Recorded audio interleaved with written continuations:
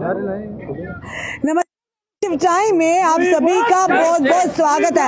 हमारे पीछे आप देख रहे हैं RJ&K retired police NGO others forum लगातार ये सड़कों पर इन लोगों ने अपना कीमती समय विभाग को दिया, अपनी पूरी जवानी विभाग को दी, पर इन्हें आज तक इंसाफ नहीं मिला। इस समय लगातार आप देखिए, इनकी एज देखिए, इनकी उम्र देखिए, क्या ये प्रदर्शन करने की उम्र है? इन्हें घर बैठकर अपने हक के कमाई खाने की उम्र, अपने हक की मेहनत की जो इतने सालों विभाग को दिया है, वो इन्हें घर में बैठकर आराम करने की, पर इस समय ये सड़कों पर उतरे हैं। बड़े अफसोस की बात है कि हमारे जम्मू कश्मीर में इस तरह की चीजें हो रही हैं, और ये वो लोग हैं जिन्होंने बेल्ट फोर्स की ड्यूटी दी है, और आज उस एक फोरम बनाई गई है जिसकी वजह से अपना जो है हक की मांग कर रहे हैं। चलिए, वाली सर हमारे साथ हैं, इनसे बात करते हैं। सर, एक बार फिर से आप प्रदर्शन कर रहे हैं। इस समय आपकी जो एज है उसको देखते हुए आपको घर बैठना चाहिए, आपने जो इतने साल सेवाएं दी है उसके बाद अपनी पेंशन आराम से खानी चाहिए, पर आप आए दिन सड़कों पर उतरते हैं, ऐसा क्यों? मैम, ये जो आपने भी बात फरमाई है, दुरुस्त बात कही है, लेकिन बोलते हैं ना कि ज़िंदगी जिंदा दिली का नाम है, मुर्दा दिल क्या खाक किया करते हैं। तो जब मुर्दा दिल खोना ये नहीं हमें पता सर, तो अब हम लोगों को जब ये बेइंसाफ़ी हो जाए, इनजस्टिस हो, उसके खिलाफ हमें खड़ा होना चाहिए, चाहे हम there is no matter for the age factor. बिल्कुल, एज फैक्टर की कोई बात नहीं है, लेकिन अपने हक और सच के ऊपर खड़ा रहना चाहिए। आपने सुनहरी अपना टाइम जो था विभाग को दिया है, वही तो हम कह रहे हैं कि उसके बाद आप आज सड़कों पर हैं, तो कहीं ना कहीं नहीं, ये तो हमें भी बड़ा इस बात का एहसास होता है, और हमें भी दुख होता है कि हमने सारी ज़िंदगी मुल्क की एकता, अखंडता और सालमियत के लिए हमने अपनी जो अहम जो सुनहरी एज का पीरियड था वो मुल्क के लिए हमने सर्व किया, और मिलिटेंसी में, और आपको मालूम है कि उन दिनों में इतनी पीक पे मिलिटेंसी होती थी 89 से 2005, 7, 10 तक है, तो उसमें हम लोगों ने अपनी जान की परवाह ना किए हुए ये मुल्क की सालमियत के लिए हमने अपनी ड्यूटी को सरअंजाम दिया। हमारे कुछ साथी अपनी जानें निछावर करके, तो फिर भी हम मतलब आज भी हम अपने उस इरादे से पीछे नहीं हटे। तो लिहाजा हम ये चाहते हैं, हमारे साथ बहुत बड़ी बेइंसाफ़ी हुई है, 5th पे कमीशन पूरी स्टेट एम्प्लॉय को दिया गया, तो सिर्फ ये हमारे पुलिस के 2 रैंक हैं, ASI हेड कांस्टेबल, इनको डिनाई किया गया। 6th पे कमीशन को भी एज़ इट इज़ किया गया, अब 7th पे कमीशन में भी एज़ इट इज़, हमें उसका भी बेनिफिट नहीं।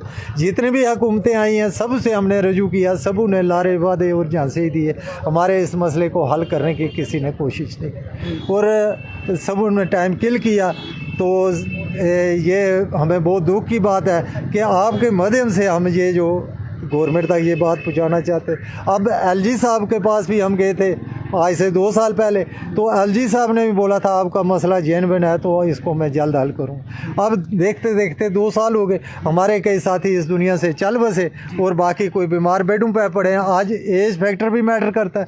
तो अब दूसरी बात ये है कि ले और जम्मू J&K जो UT है, दोनों एक ही दिन बनी है, और रूल रेगुलेशन भी सेम है, और फिर आप बताइए कि यहाँ पर भी डिस्क्रिमिनेशन हो रहा है। ले के जो एम्प्लॉई हैं उनको 1000 रुपया मेडिकल अलाउंस दिया जा रहा है, जबकि जम्मू के जो एम्प्लॉई है उनको सिर्फ 300 रुपया दिया जाता है। ये तो बताइए कि कहाँ का असूल है? विधान एक प्रधान एक निशान की बात करते हैं, संविधान की बात करते हैं, यार तो अलग अलग दिख रहे हैं देश। ये तो मैम, आप सूरज चढ़ा है तो इसको मैं बोलूँ अमावस की रात है, तो ये वो बात है, वो पंजाबी कहते हैं ना, डाढ़ियां दा सता भी यहाँ सो है।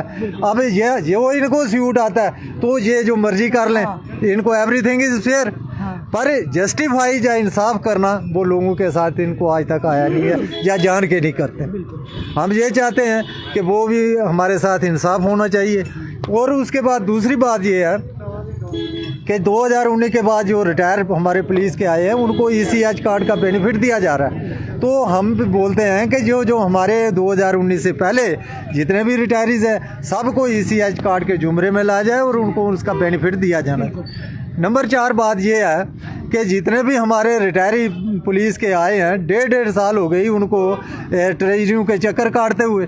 उनको ग्रेजुएटी, उनका जो जीपी फंड और जितने भी ड्यू एंड रन है वो आज तक उनको नहीं मिला। 1.5 साल हो गए वो उनको चक्कर काटते ट्रेजरियों के। तो ये भी बहुत बड़ी बेइंसाफ़ी है। अब आपको मालूम है कि सारी ज़िंदगी जो महकमे में उसने सर्व की है, तो आज आकर वो परेशानी के आलम में जूझ रहा है और ट्रेजरियों के चक्कर काट रहा है। अब ये बताइए कि ये हमारी स्टेट का जो मसला क्या है, और ये बोलते हैं कि यूटी और there is no difference between state and centre.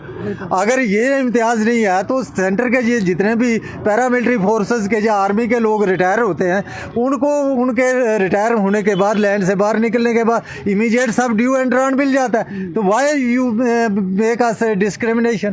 तो ये इस मसले को जल्द से जल्द दूर किया जाए ताकि हमारे जो साथी हैं इनको रात की सांस मिले और इनके साथ इंसाफ। सर के पास आते हैं। सर अपना नाम बताइए। सर मेरा नाम अशोक कुमार है, मैं इसी एसोसिएशन का एक मेंबर हूँ।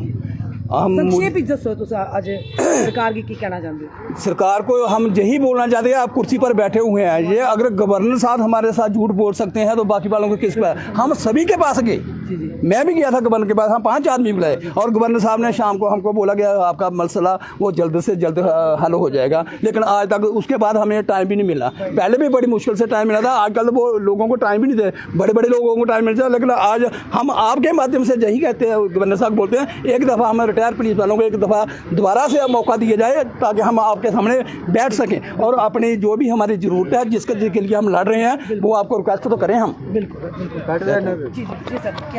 मेरा नाम उत्तम सिंह है। तो हमारी डिमांडें तो आपको पता है, बता दी है हमने। 96 से जो हमारा है डिस्क्रिमिनेशन जो है तो उसमें इन्होंने कोई गौर करनी चाहिए। सभी के पास गए, मिनिस्टरों के पास भी गए और जो है गवर्नर साहब के पास भी गए।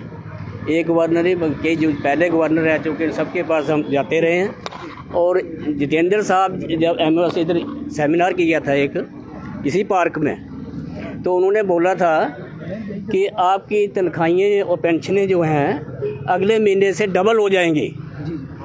तो आज तक तो हमें नज़र नहीं कुछ आया ग्राउंड में।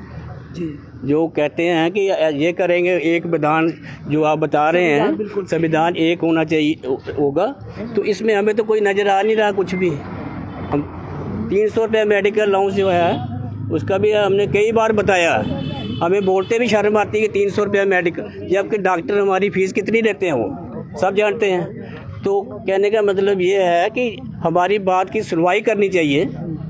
गवर्नमेंट ऐसे मस नहीं, सबके पास गए, कोई ऐसा नहीं छोड़ा जिसके पास हम नहीं गए। 6 करोड़ रुपया बनता था जब पहले महबूबा मुफ्ती के चीफ मिनिस्टर थी, उन्हें बोला ये तो कोई रकम नहीं है बड़ी, हम आपका मसला हल कर देंगे। यानी कि ऐसे ही जितने भी आए हैं सब ने ऐसे ही लारे और वादे किए, लेकिन कुछ नहीं किया उन्होंने। तो हम चाहते हैं कि ये हमारी बातें आगे यहाँ तो सुनाई पहुँचती नहीं उनके तक। तो आपके माध्यम से हम ये रिक्वेस्ट करते हैं आपसे कि हमारे मसले जो हैं ये मीडिया आपके माध्यम से आगे पहुँचें, लेकिन वो हमारी कोई सुनवाई नहीं कर रहे हैं।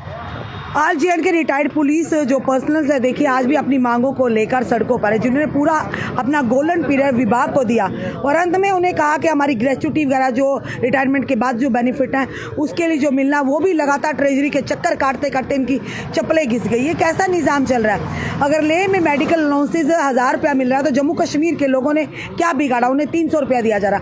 हर जगह जम्मू कश्मीर के लोगों के साथ डिस्क्रिमिनेशन हो रहा। आखिर क्यों ऐसा हो रहा है? ये बड़े सारे सवाल है। अब देखना ये बेचारे लगातार प्रदर्शन करते हैं फिर घरों को चले जाते हैं उम्मीद के साथ। एलजी मनोज सिन्हा जी ने भी वादा किया, महबूबा मुफ्ती जी ने भी किया था, पर वो वादे ही रह गए, उसे पाए तकमील तक किसी ने भी नहीं पहुंचा। आज फिर ये सड़कों पर उतरते देखिए, बजट सेशन चल रहा है, क्या इनकी परेशानियों का समाधान किया जाएगा या नहीं, आने वाला समय बताएगा।